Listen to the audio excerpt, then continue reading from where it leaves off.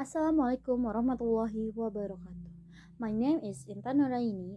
My NPM is 2021125000253 and I'm in class X2H and pronunciation practice subject. And I will pronounce this transcript.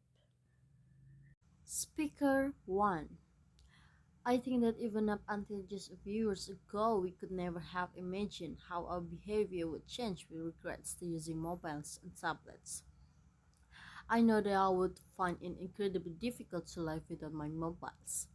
I constantly looking at my phone to see if I've got a new message or updates, and checking up my apps to see what's new. I wouldn't say that I post my life online, not like some people I know, but I do like to keep up with what friends are up to. Friends, family, and even other people I know but maybe haven't seen for years. Like old school friends and check out photo of what they look like now. Speaker 2. In a way, I think it's quite funny that we're always worrying about teenagers and young people become obsessed with online communications. But if you ask me, we need to worry just as much about adults. At the office where I work, even when we have a break, nobody talks to each other unless they absolutely have to, which is a sorry stage of affairs to say the least. Everyone's too busy checking their social network and sending messages to have time, no communication, no face, no face. People spend their lunchtime glued to their screens or barely glance up from their phones. Even during meeting, people can resist subtly checking their phone. And what really irritates me is when you are trying to talk to someone and they're more interested in looking at their phone than paying attention to what you're saying. Even though you're right in front of them, public. I think it's cold. Speaker 3. I was listening to this discussion on the radio the other day talking about online communication and they were talking about VMO or what was it? Fear of missing out, which apparently is a kind of modern day psychological syndrome which we're affected by because of our obsession with online communication. Basically, they were saying that the only reason why people feel that they have to be on 24/7 and communicate everything they're doing and keep up with everything that other people we know are doing in down to this fear or of missing out.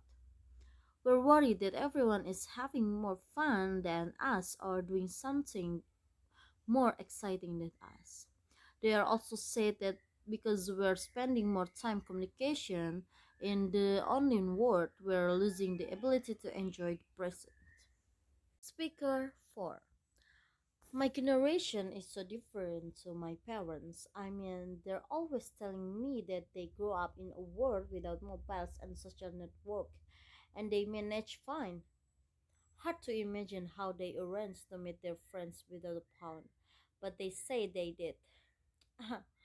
I had so many arguments with them while I was growing up until they let me have my first smartphone. But they didn't let me have Snapchat or Instagram or anything like that.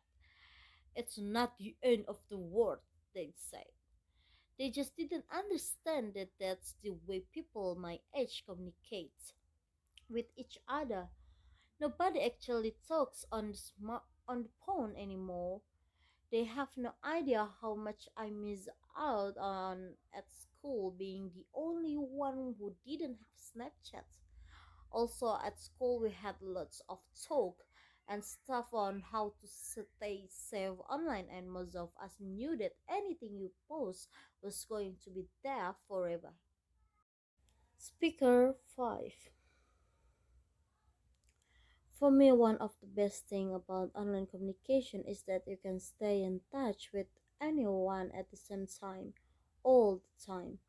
You know exactly what's going on when and where, so you never miss out on anything. I love the fact that you can update all your friends on what's going on in your life and they can respond immediately with a like or a comment.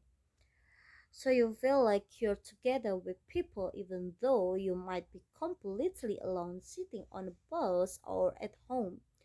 I share lots of photos, but I only post up my best edit shoots. I hate it when people I know post photos of me not looking my best.